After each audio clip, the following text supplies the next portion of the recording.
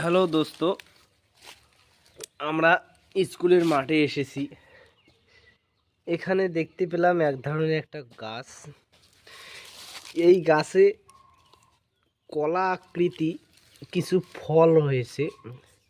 এই গাছের নামটা সঠিক বলতে পারবো না, কিন্তু আমরা ছোটোবেলায় এই ফলটা খেয়েছিলাম।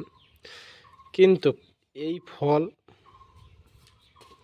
খুবই ভালো লাগে এবং এই ফলের অনেক গুণ আছে।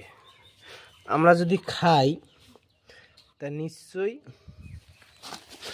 আমাদের শরীরে কিছু ভালো কাজ করতে পারে।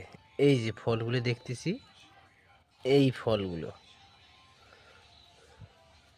আমাদের শরীরের কিছু ঘাটতি জিনিসের পূরণ হতে পারে খাওয়ার পরে।